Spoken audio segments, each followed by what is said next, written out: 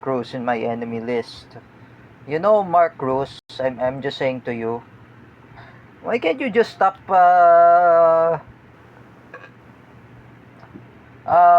making enemies even to Ryan Chris Lucero, Juan Carlo Pabale? You know, this is your fault, Mark Cruz. You are a troublemaker. Why people really hate you, Mark Cruz? Because you are a troublemaker. And here's why you are a troublemaker. You're making enemies in social media. That's the reason. You know, Mark Domingo Quezon Cruz, I'm telling you, you need to stop what you're doing. You're harassing, um, you're harassing me also. You're saying about, what is that word he say about in threads? He calls me an asshole. Oh, it's just very nice to say a bad word. You know, Mark Cruz, I'm telling you, you are notorious. I'm saying to Nigel Ernesto de Veria, Nigel, if I'm telling you, block that Mark Domingo Cruz in Instagram. He's saying bad words. Don't you even know, Nigel? This man is saying bad words. Compared to the bad words from Manuel Luis Antonio, compare the bad words of Bam Hernando. Oh, Manuel Luis Antonio and Bam Hernando never say bad words. But this Mark Cruz, anyway, has no showing respect. For just example, Mark Cruz, whether you say a bad word, I will not tolerate your bad words too. For me, I never say bad words in social media. Even in Facebook, even in Instagram, I never say bad words. You know, Mark Cruz, limit your bad words anyway. You don't really give a shame to the ASP that how this person had been saying bad words. Me, I never say bad words too. Oh, the reason was that Mark Cruz anyway, his influence on GTA. He influenced to say bad words. You know, for the video game developers, to urge the children, don't imitate bad words. For example, why does Mark Cruz say me about asshole? That is a bad word. Oh, just like me, for what I did to Nanay Ningning, I cursed Nanay Ningning, the word asshole. Oh, I apologize Nanay Ningning sincerely. Oh, that what I said to Nanay Ningning, the word asshole, all the Germans are stupid. I know this is really offended to the people, or I was being racist. But Nanay Ningning had already forgiven me that I will never do that again. Oh, but I talked with Ate Isa, I talked to everyone, I talked with Nanay Ningning about what car of Uncle Eugene. Oh, even this Mark Cruz anyway labeled me as a Nazi German. Mark Cruz, if you label me as a Nazi German, Nanay Ningning will criticize you. Your attitude is just like that. You're always in playing GTA. You say bad words, Mark Cruz. For example, I'm just saying, like Teacher Alexandra Pagkalinawan, she playing GTA, and she prays ISIS to make a bomb threat at Jerick Silva in Davao City. Teacher Alexandra Pagkalinawan, she might influence about GTA. Including Paulo Cruzada, he was scolded by his parents. He says about ISIS, now you see that Paulo Cruzada was influence of GTA. Even Teacher Gina Sejo, Jeffrey Sejo, Jima Casandil, they influenced to GTA. Even Teacher May Tiburcio was influenced to GTA. Just like her former tutorial student, Zachary, who was influenced to GTA. I am urging to everyone, don't imitate Marcos' attitude. He's addicted in GTA. I'm telling you, this man has no manners. Have you even know that he never greeted? Have you even know that Jerick Silva is said to me that Mark Cruz is saying bad words about F word? What's that, the F word? Oh yes, I remember that. He says about fuck you word. Oh, that is a bad word. You know, Mark Cruz, you need to rehabilitate yourself. Your attitude is like that. You and Teacher Alexandra Pagkalinawan and Mark Domingo Quason Cruz, both of you need a rehab. It is what you like, that the person in San Pedro Laguna who's saying a bad word? Christian Mengito, if you believe in church teaching, teach that imbecile Mark Cruz to stop saying bad word. He has no learning about good manners and right conduct. It is what a man who say a bad word. Me, I never say bad words in social media. Like Paula Colin Nunez said to me, wag kang magmura. But this guy, Mark Cruz, he say a bad word. Have you never teach the person have never say bad words? Have you never learned him about the good manners and right conduct during the time of Rodrigo Duterte or the GMRC? Mark Cruz, you have no good manners.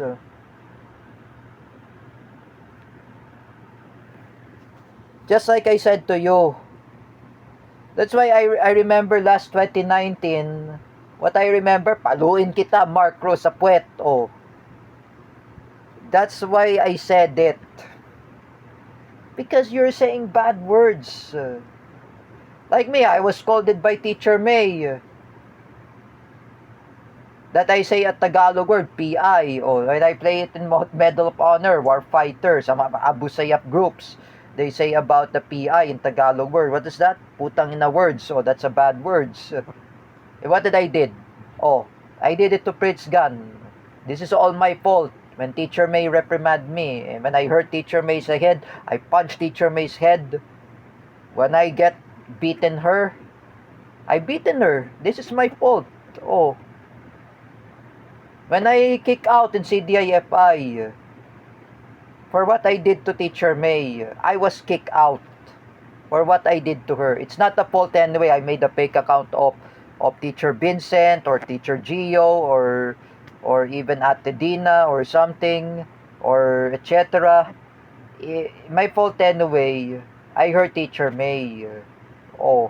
I punched her head. I hurt her. That's the reason I was kicked out in CDIFI. I was saying bad words. That will be happen to you, Mark Cruz. Do not say bad words. You know, Mark Cruz, whenever you say bad words, there is insult to the people. They will insult you, Mark Cruz. Even I'm saying, you say bad words, you say about what was he said before from Mark Cruz, profanity words. He said about fuck you words. That is a bad word. If I'm asking to Dance Inclusion Philippines, Roylan Marlang, pagsabihan nyo to si Mark Cruz, turuan mo nyo tong kupal ng good manners at right conduct. Wala siyang asal. You know, this guy has no manners. Like for example, Mark Cruz, you, why you say a bad words? Have you even know those, for example, Manuel Luis Antonio and Bomber Nando, oh, they never say bad words. Did they say bad words? No, they never say bad words. Your bad words anyway, Mark Cruz. You're always talking about bad words many, many times. Just like I remember when Kuya Danmar Dayaw says, nagalit po si Danmar kay Mark Cruz. Paulit-ulit pala siya nagmumura. Oh. Danmar Dayaw doesn't like profanity words. He doesn't like foul languages. Ayaw niya kasi magmura. Oh. You know, Mark Cruz, as I'm saying to you, oh, or what you did to Cedric Mariano, dahil kasalanan mo yan, Mark Cruz, or what you did to everyone, even Ryan Chris Lucero, that is your fault. Do not blame anybody, even you, Teacher Alexandra Pagkalinawan. And you're saying about ISIS, oh, you say about sabugin kong Davao City. That is your fault, Teacher Alexandra Pagkalinawan. Even Paulo Cruzada, that is your fault. You say about to J-Rick Silva, sabugin kong Davao City, oh. That's why your parents had reprimand you, you're playing influence to GTA. Even Gina Sejo, Teacher Gina Sejo, Jeffrey Asejo, and Chima Casandil, their influence to playing GTA, that's their own consequence. Oh, even Teacher May Tiburcio, she played GTA. Oh, her nephew Rafael reprimand Teacher May. Oh, Auntie, don't play GTA. It's violence. Teacher May Tiburcio had already stopped playing GTA. The root cause anyway, when you play GTA, it's violence. I'm telling ya, compared to Gorebox, GTA is the most violent video game rather than Gorebox. Oh, you know, Mark Cruz, I'm telling ya, you're addicted on GTA. Because you're playing GTA. I'm telling to all those people, oh, don't play GTA. I'm telling to Ronald Rebena, don't play GTA. Wag ka na maglaro ng GTA, Ronald. Violence yan, like I said. You know, just listen to Sir Paulo Cuba and J. Rick Silva. I say to Ronald Rebena, maglaro ka na lang NBA 2K25. Oh, it's better for Ronald Rebena basketball. That's a reason why GTA is violence. Teacher Vincent Ramos had told to Jude Ramos, that was his brother, not to play GTA. Jude Ramos never played GTA because it's violence. What does Teacher Vincent says? Oh, it's really violence. What does for example, Stefan Pimentel says if you play GTA, it's violence. For those people anyway, don't play GTA. Teacher Gio Malana, when he has a PS5, he doesn't play GTA. Teacher Gio Malana is playing other games like in PS5 or PS4. Call of Duty, Modern Warfare, Need for Speed, just like me. He play any kind of games. Even fighting games like I was told by Paulo Cuba, Street Fighter, Tekken, and even Mortal Kombat, even Teenage Mutant Ninja Turtle games like from PS4, PS5. I was told by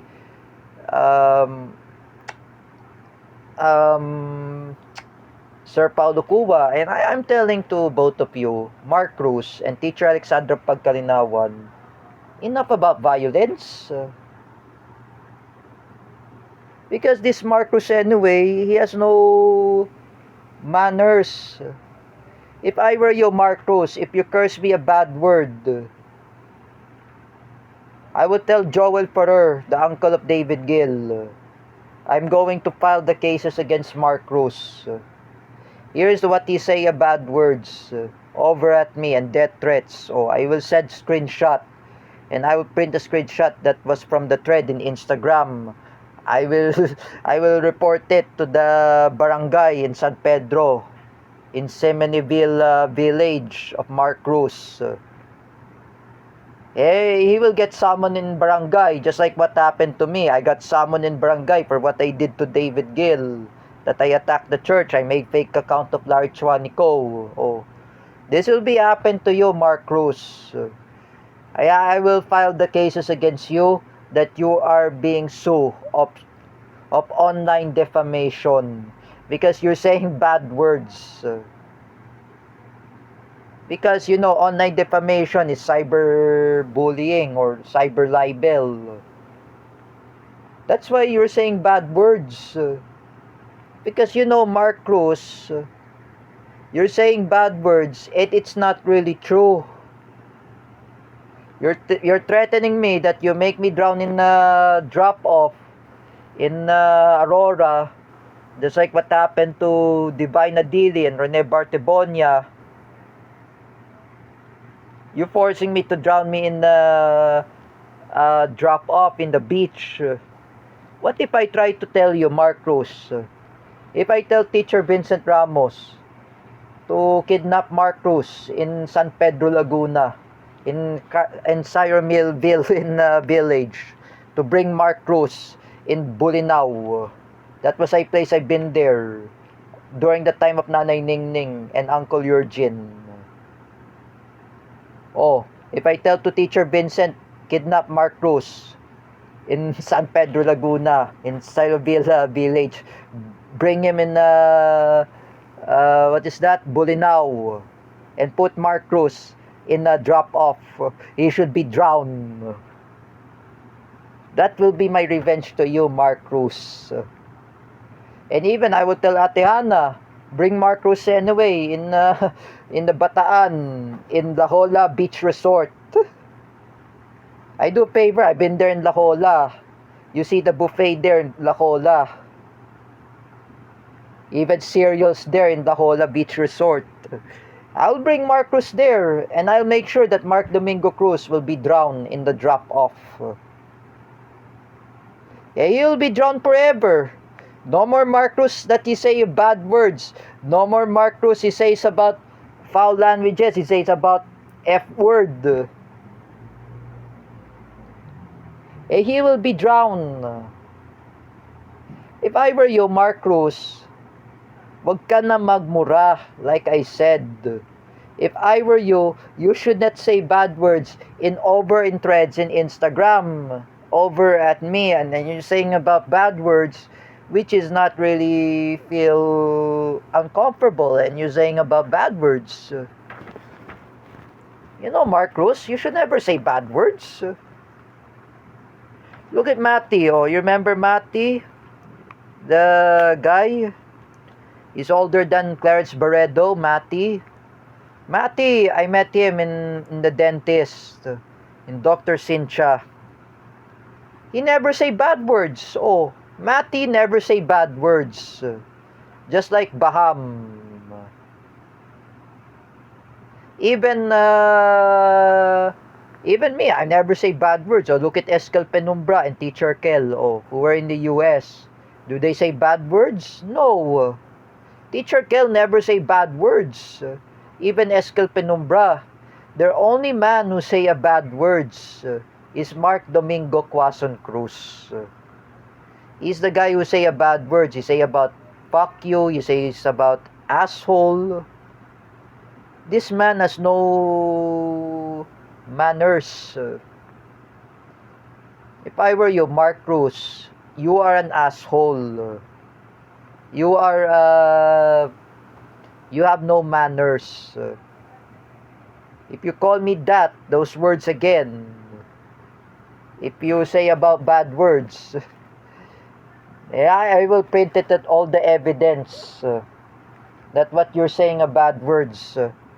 And if I will tell the lawyer, to my mom's lawyer, oh, name at Attorney Peng, or I will tell that to the lawyer, even Joel Perder, or if I file the cases against Mark Cruz, I will send it to the Santa Rosa, I will send it to San Pedro Laguna, oh, I will send it to the Cyreville village of the place that where does Mark Domingo Cruz lives, in Laguna, in San Pedro, oh, and I will send this evidence.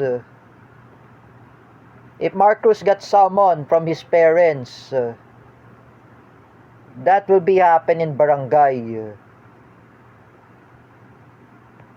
We will have a face-to-face hearing, Mark Cruz, in Cyreville village in San Pedro Laguna.